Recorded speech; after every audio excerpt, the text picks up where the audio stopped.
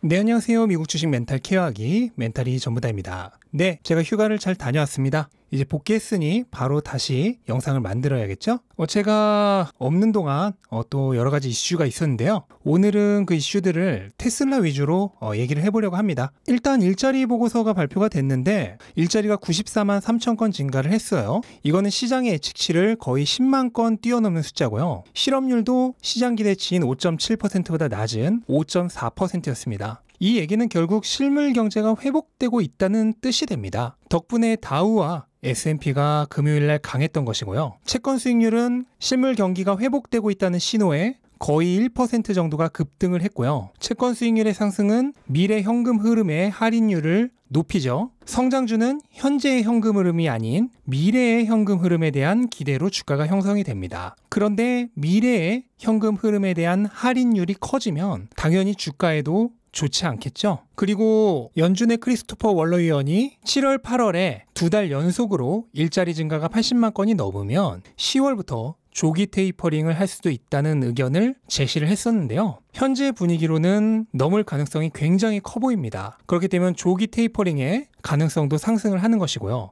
양적 완화의 축소가 이르게 이루어진다면 당연히 미래 가치에 투자하는 성장주가 더 큰 타격을 입을 것입니다. 그래서 빅테크를 비롯해서 대부분이 성장주와 기술주로 이루어져 있는 나스닥이 금요일날 안 좋았던 것이죠. 네, 그리고 테슬라 관련된 안건도 굉장히 많았는데요. 우선 바이든 대통령이 미국의 자동차 회사 3사를 백악관으로 초대를 했죠. 그래서 GM, 포드, 스텔란티스, 이거는 지프의 모회사입니다. 세 개 회사를 초대를 했는데 미국의 전기차 도입을 가속화하기 위한 취지의 행사였는데요. 2030년까지 미국 시장에서 판매하는 신차의 절반을 전기차가 되도록 하겠다는 계획을 발표를 했습니다. 근데 정작 이 행사에 미국 최고의 전기차 회사이자 세계 최고의 전기차 회사인 테슬라는 초대를 받지 못했는데요. 이유는 두 가지 정도가 있는데 우선 첫 번째로 테슬라는 이미 100% 전기차를 만들고 있는 회사라서 향후 전기차의 점유율을 늘려가자는 취지의 행사에 굳이 부를 이유가 없다는 점이겠죠? 그리고 두 번째는 이게 이제 핵심이라고 생각을 하는데요. 테슬라는 노동조합이 없습니다. 하지만 민주당은 친노동조합 정당이죠. 그렇기 때문에 자신들의 표밭이라고 할 수 있는 노동조합이 없는 테슬라는 굳이 부를 이유가 없죠. 정치인은 결국 표를 따라 움직이는 거기 때문에 이거는 저는 딱히 비난할 생각은 없고요. 어쨌든 이러한 이유로 아이러니하게도 정작 테슬라는 이 행사에 초대받지 못했습니다. 그래서 이 행사로 인해 포드와 GM이 주 후반에 주가 흐름이 좋았거든요. 반면 테슬라는 힘이 없었는데 아마 여기 초대받지 못한 것도 테슬라의 주가 흐름에 어느 정도는 악재로 작용하지 않았나 하고 개인적으로는 좀 생각을 하고 있습니다. 하지만 모건 스탠리는 이 행사가 끝난 이후에 레포트를 발표를 했는데요. 결국 2030년까지 신차의 절반을 전기차로 채우는 이 바이든의 계획은 테슬라와 미국의 배터리 제조사에는 플러스가 되고 반대로 전통의 내연기관차 업체들에게는 마이너스가 되는 내용이라고 레포트를 썼습니다. 이런 의견을 발표한 핵심적인 이유는 어떠한 새로운 것이 채택이 되면 반대로 기존의 것들이 사라지게 되죠. 그런 의미에서 전기차화를 시도하는 이 정부의 지원이 순수하게 100% 전기차만 만드는 회사에게는 굉장히 긍정적이지만 반대로 내연기관차를 향후 전기차로 전환해야 하는 기존 OEM들에게는 부정적이 된다는 뜻입니다. 이거를 그냥 도표로 쉽게 설명을 해줬는데요. 현재 95%에 달하는 내연기관차의 점유율은 2030년에 절반 이하가 되고 그러면 이 나머지 절반을 내연기관차가 만든 전기차와 새롭게 생긴 순수 전기차 업체들이 채우겠죠. 하지만 내연기관차 업체들은 그 와중에도 내연기관 생산을 해야 되기 때문에 결국 마진율에서 큰 손해를 볼 수밖에 없습니다. 그래서 현재 10에서 15% 정도인 내연기관차 업체들의 에비타 마진은 2030년이 되면 5에서 10% 정도로 줄어들 것이라고 얘기를 합니다. 한마디로 점유율도 줄고 마진도 주는 겁니다. 이거는 극도로 부정적인 환경이죠. 네, 그리고 테슬라의 7월 중국 내 생산량과 인도량이 발표가 될 건데요. 일단 테슬라 인도량 예측에 가장 권위 있는 트위터인 트로이 테슬라이크의 예측치가 나왔는데 7월에 중국 내 인도는 모델 3Y 합쳐서 약 9,000대 그리고 수출이 약 3만 대가량이 될 것이라고 합니다. 그리고 모델 Y가 드디어 처음으로 유럽으로 수출이 되죠. 테슬라는 매 분기의 첫 달은 대부분 수출 위주로 판매를 합니다. 그리고 두 번째 달이 되면 내수와 수출을 적절히 조합을 하고 마지막 달에는 중국 내수 물량에 집중을 하죠. 그러니까 원래는 이제 4월과 비교를 해야 정당한 비교인데 4월 대비 내수는 조금 줄지만 수출이 거의 2배 가까이 증가를 합니다. 그래서 전체 인도 대수는 40%가 증가를 해요. 하지만 저는 루이터 같은 언론사가 어떤 헤드라인으로 기사를 쓸지 이미 다 예측이 됩니다.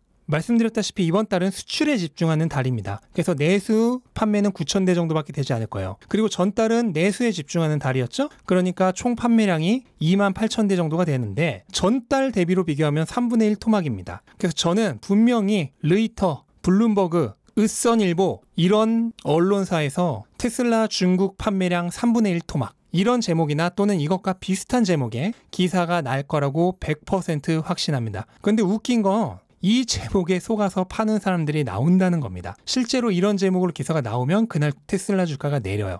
그러면 그날은 뭐 하는 날이다? 쇼핑하는 날이다. 그리고 이런 기사에 속아서 파는 사람들을 비난하셔서는 안 돼요. 그런 사람들이 있으니까 우리가 돈을 버는 겁니다. 그리고 이번 달에 처음 수출되는 모델 Y는 이미 유럽에 도착을 했습니다. 그래서 유럽에 모델 Y 주문자들의 정보에 따르면은 빠른 주문자들은 8월 말부터 배송을 받을 예정이라고 해요. 원래 유럽에 모델 Y는 기가 베를린에서 생산된 차량으로 납품을 할 예정이었죠. 그래서 유럽의 모델 Y의 데뷔가 계속 늦어지고 있었는데 기가 베를린이 계속 지연되다 보니까 결국 기가 상하이에서 만들어진 모델 Y를 배송하게 되었습니다. 유럽으로. 어쨌든 8월부터 유럽에서 모델 Y가 데뷔를 하는 만큼 유럽의 테슬라의 점유율은 훨씬 더 올라갈 것으로 기대가 됩니다. 하지만 어쨌든 중요한 거는 기가 베를린이 빨리 오픈이 돼서 유럽에서 직접 모델 Y를 공급하는 게 최선이겠죠. 기가 베를린은 현재 독일의 환경단체들의 굉장히 심한 태클을 받고 있습니다. 그래서 얼마 전에 이 환경단체 두 곳이 테슬라의 공장의 허가에 대한 태클을 걸었다가 최고법원에서 기각을 당했죠. 그런데 이 최고법원의 판결 그 자체에 대한 불만을 또 제기를 했습니다. 근데 이것조차도 패소를 했다는 뉴스가 나왔습니다. 지금 환경을 지켜야 될 환경단체라는 곳들이 정작 세계에서 가장 친환경적인 자동차 업체인 테슬라의 공장 건설을 악의적으로 지연을 시키고 있습니다. 이거는 뭐 볼 것도 없이 독일의 자동차 업체들과의 협력 관계가 있는 것으로 예상이 되고요.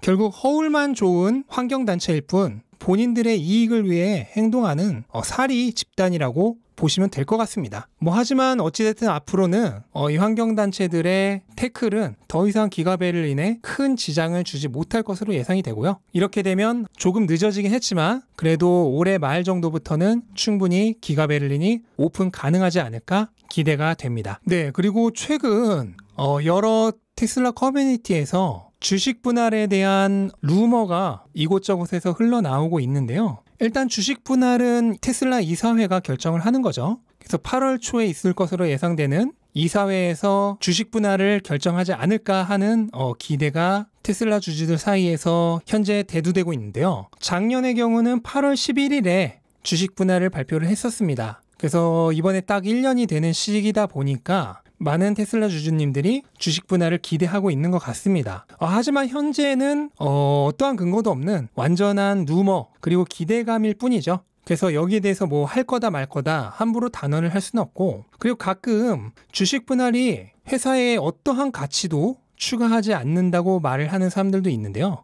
저는 그렇지 않다고 생각을 합니다. 우리가 기업이 실적 발표를 할 때 실적보다 더 중요하게 생각하는 것이 뭐죠? 네, 바로 기업이 내놓는 가이던스입니다. 이게 실제로 실적 보고 이후에 주가의 행방을 결정하는 가장 중요한 요소죠. 근데 주식 분할은 어떨 때 하나요? 주식 분할은 기본적으로 기업의 주가가 앞으로 많이 오를 거라고 생각할 때 하는 것입니다. 만약 주가가 내릴 것이라고 생각이 된다면 반대로 주식 병합을 하죠. 그렇기 때문에 주식 분할은 회사가 공식적으로 매우 강력한 가이던스를 발표하는 것과 똑같은 의미를 가집니다. 그래서 실제로 주가에도 굉장히 강력한 호재로 작용을 해요. 테슬라는 작년에 8월 11일에 주식 분할을 발표를 했습니다. 이때 당시 주가가 275달러 부근이었는데요. 실제 주식 분할이 되는 8월 31일에 498달러까지 상승을 합니다. 20일 만에 무려 81% 상승을 했어요. 그리고 얼마 전 주식 분할을 한 엔비디아도 올해 5월 21일에 주식 분할을 발표를 했죠. 당시 주가가 150달러 근처였는데요. 실제 주식 분할을 하는 7월 20일에 186달러까지 상승을 했고 이거는 24% 상승을 한 겁니다. 하지만 엔비디아는 주식 분할 발표일부터 실제 주식 분할을 할 때까지 거의 2달 정도나 긴 시간이 있었기 때문에 주식 분할 전에 조금 이르게 미리 차익 실현 물량이 나왔어요. 그래서 그걸 감안하면 주식 분할 전 최고가였던 208달러 기준으로는 무려 40%나 상승을 했었습니다.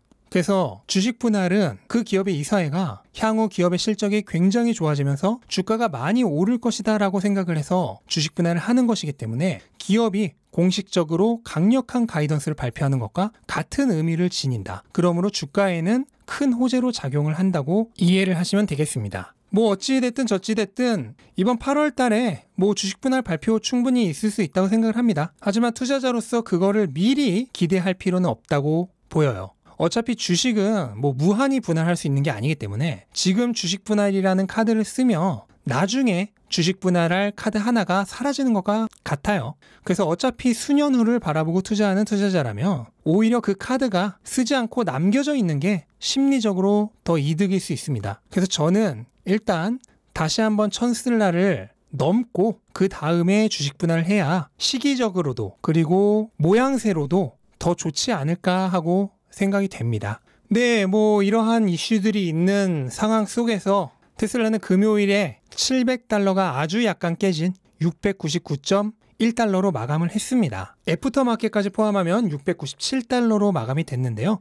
제가 목요일 정도에 올렸던 영상에서도 말씀드렸듯 뭐 700달러가 약간 깨졌다고 해서 뭐 지지선이 깨졌다 이렇게 얘기를 할 수는 없어요. 지지선이란 건 뭐 정확히 몇 달러 몇 센트 이렇게 정해져 있는 게 아닙니다. 어떤 가격을 지지하는 그 지지 영역 전체를 지지선이라고 하는 거고 어디선가 가격을 제한하는 그 저항 영역 전체를 저항선이라고 하는 거예요. 그리고 이런 지지선이나 저항선이 뚫리더라도 며칠 내로 다시 복귀를 하면은 그거는 지지선이나 저항선이 작용한 걸로 본다고 말씀을 드렸죠. 그래서 뭐 지금 숫자상으로 700이 약간 깨졌다고 해서 일단 지지선이 깨진 것도 아니거니와 며칠 내로 복귀를 한다면 여전히 지지 영역이 작용을 하는 거라고 볼 수가 있겠고 그리고 월요일에 700을 강하게 돌파하고 올라갈 때는 이 700이라는 저항선을 완벽히 뚫은 것처럼 보였지만 그 이후로 주가가 일주일 내내 700 초반에서 머물렀죠.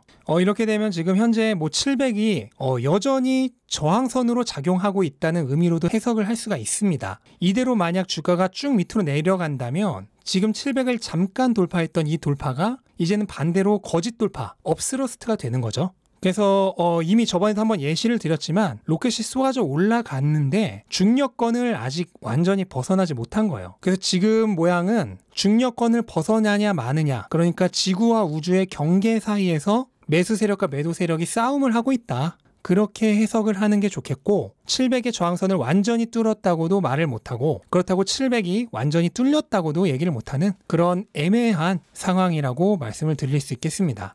하지만 보통 이런 애매한 상황은 오래 가지 않아요. 매수세가 더 강하다면 순식간에 700에서 강하게 멀어지면서 그때는 정말로 저항선을 뚫고 이제 완전히 700대로 올라갔다고 얘기를 할 수가 있겠고 반대로 매도세가 강하다면 다시 700 이하로 내려가면서 저번 주에 700 돌파 시도는 거짓 돌파로 끝이 나겠죠?